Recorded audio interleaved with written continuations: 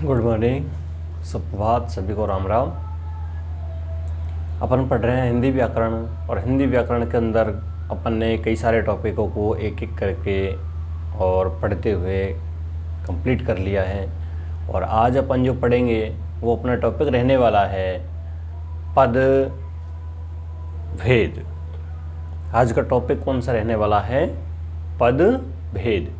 यानी कि जो पद, पहले तो बात करेंगे अपन पद की, पद कहते किसे हैं, फिर पद के कितने भेद हो सकते हैं, किस किस आधार पे पद के भेद किए जा सकते हैं, तो उन सब को पढ़ते हुए अपन आगे बढ़ेंगे। ठीक है, तो सबसे पहले अपन बात करें पद, टॉपिक डालेंगे पद भेद।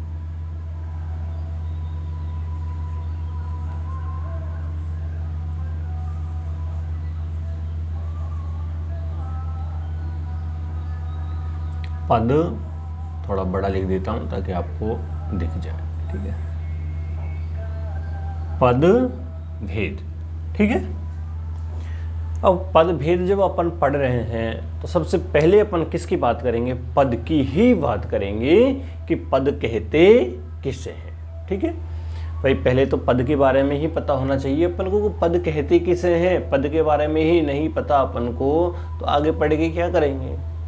सबसे पहले जिस चीज़ के बारे में, जिस टॉपिक के बारे में पढ़ रहे हैं अपन, उसके बारे में तो पता होना चाहिए कि इसके बारे में, मतलब किस चीज़ से किसका निर्माण होता है, पद किसे कहते हैं, या फिर जिसके भी जो भी टॉपिक के बारे में पढ़ते हैं तो सबसे पहले उस टॉपिक का पता होना चाहिए कि ये जो टॉपिक है अपना, तो ये क्या है, किस प्रकार से अपन इसका पता लगा सकते हैं, कि किस किस आधार पे इसके अपन भेद कर सकते हैं। वो सब चीज़ अपन पढ़ेंगे, लेकिन सबसे पहले अपन बात करेंगे पद की। ठीक है,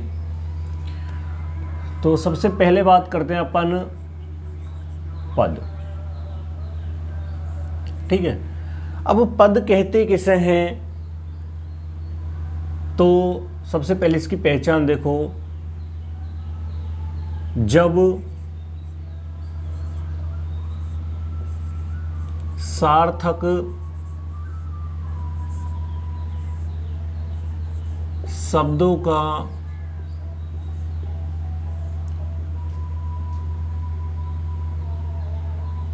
वाक्य में प्रयोग किया जाता है,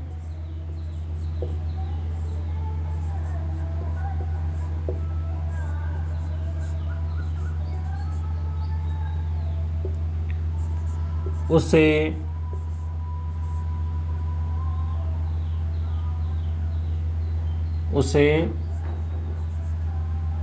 पद कहते हैं। पद किसे कहते हैं? जब सार्थक शब्दों का वाक्य में प्रयोग किया जाता है उसे क्या कहते हैं? उसे पद कहते हैं। अब यहाँ पे एक चीज आ गई, सार्थक। अब सार्थक क्या होता है भाई? पहले तो अपन ने बात की, सबसे पहले क्या पढ़ रहे हैं अपन? पद पढ़ रहे हैं। पद का भेद पढ़ेंगे कि पद के भेद यानी कि इसके प्रकार, कितने प्रकार के होते हैं। ठीक है, लेकिन जब अपने पद की पहचान देखी, पद किसे कहते हैं, तो उसमें एक चीज़ आ गया, सार्थक। अब ये नई, वो क्या बोलते हैं, नई प्रॉब्लम खड़ी हो गई। अब सार्थक किसे कहते हैं? तो बेटा सार्थक है, इसको अपन आगे पढ़ेंगे। जब अपन पद के भेद करेंगे ना, तो उन भेदों के अंतर्गत आएगा सार्थक और निस्सार्थक। ठीक है, तो उस चीज़ को अपन आगे पढ़ेंगे। सबसे पहले अपन ने देखा है पद की पहचान, पद कहते किसे हैं। ठीक है, तो जब सार्थक शब्दों का वाक्य में प्रयोग किया जाता है उसे पद कहते हैं। यहाँ पे अपन सिर्फ इतना सा देख लेते हैं सार्थक के लिए कि जिस शब्द का कोई निश्चित अर्थ होता है, जिस शब्द का कोई निश्चित अर्थ होता है उसे सार्थक शब्द कहते हैं।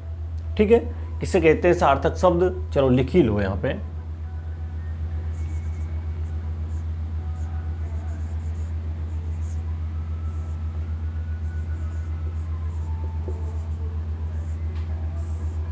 सार्थक शब्द,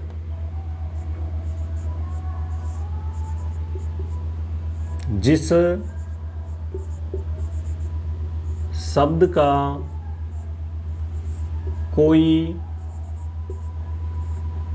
निश्चित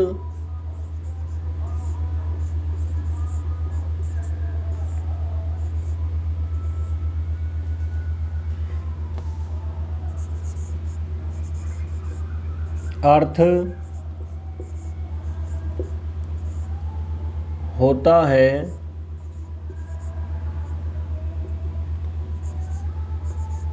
उसे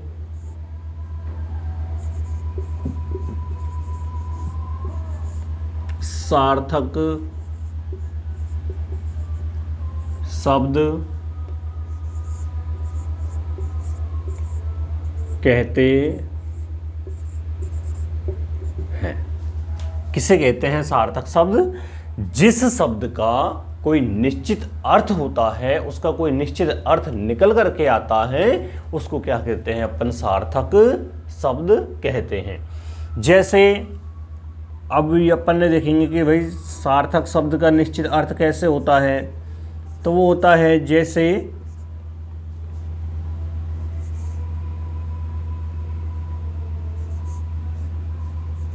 कमल। अब कमल जो है यहाँ पे वो कितने वर्णों से मिलके बना है? कमल कितने वर्णों से मिलके बना है?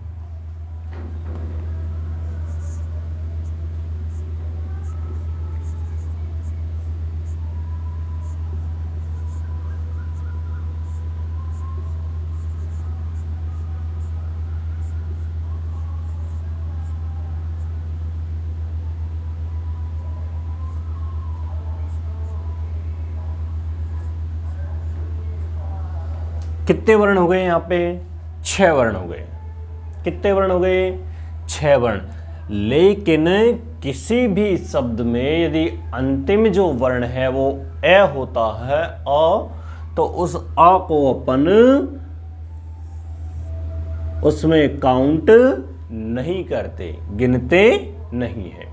ठीक है, ये हुआ अपना इन वर्णों से, यानी कि जब अपन वर्णों की बात करेंगे कि कमल शब्द में कितने वर्ण हैं, तो अपन 5 ही लिखेंगे, 6 को नहीं लिखेंगे। यानी कि छठे नंबर पे जो वर्ण आ रहा है उस आ को अपन नहीं लिखेंगे, ये ध्यान रखना है। ठीक है, उसको आ को छोड़ करके अगर कोई भी वर्ण है स्वर वर्ण, तो उसको अपन मानेंगे, वहाँ पे उसको काउंट कर लेंगे। लेकिन आ अगर है तो आ को अपन काउंट नहीं करेंगे। ठीक है, तो अब जो कमल है, अब अपन बात करें किसकी बात कर रहे थे अपन? सार्थक शब्द की। ठीक है, इसके अपन ने टुकड़े कर दिए। सार्थक का मतलब होता है जिसका कोई निश्चित अर्थ होता है, जिसका कोई निश्चित अर्थ होता है। ठीक है, अब अपन ने देखा यहाँ पे कमल, जैसे अपन ने कमल बोला है, अपने दिमाग में तुरंत एक इमेज बनेगी। और वो इमेज किसकी बनेगी? एक जो फूल होता है, एक कमल का फूल होता है, उस फूल की अपने दिमाग के अंदर एक इमेज बन जाएगी।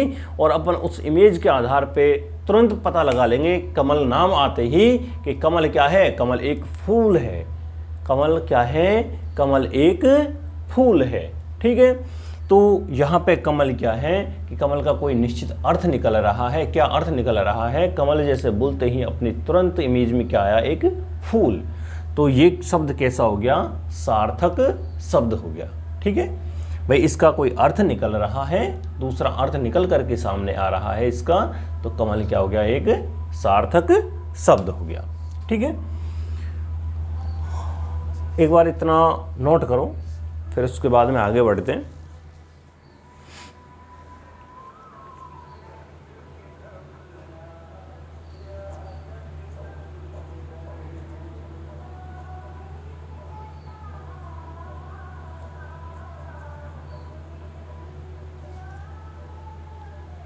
ठीक है, अब अपन बात करेंगे यहाँ पे जो पद है उनको कितने भागों में बांटा गया है। ठीक है, ये तो अपन ने एक पद की जो सामान्य पहचान होती है, सामान्य जो जानकारी होती है, वो अपन ने लिए। ठीक है,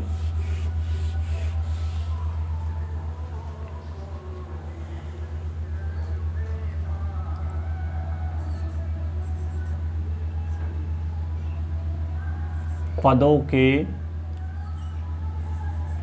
भेद,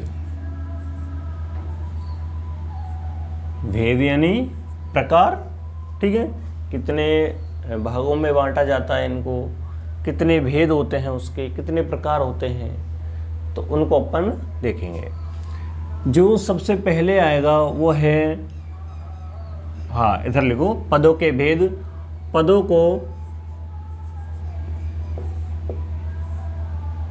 3 भागों में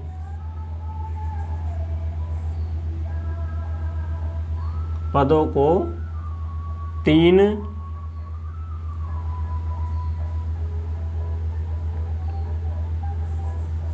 भेदों में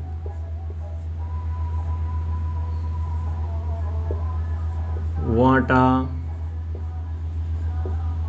गया है।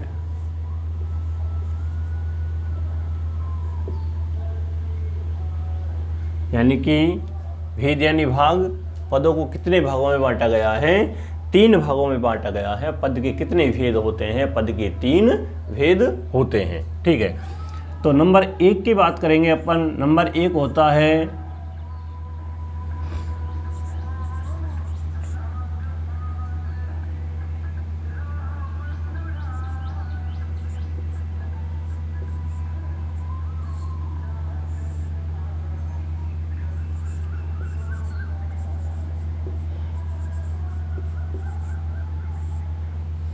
व्युत्पत्ति के आधार पर। सबसे पहले अपन बात करेंगे तो वो किसके आधार पर होता है? व्युत्पत्ति के आधार पर, नंबर 1। दूसरा है नंबर 2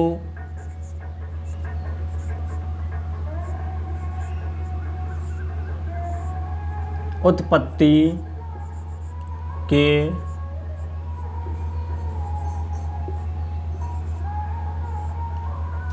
आधार पर, लग लो पर, लिख लो यहाँ पे पर, उत्पत्ति के आधार पर। और नंबर 3 की जो बात करेंगे तो नंबर 3 कौन सा होता है? प्रयोग के आधार पर। नंबर 3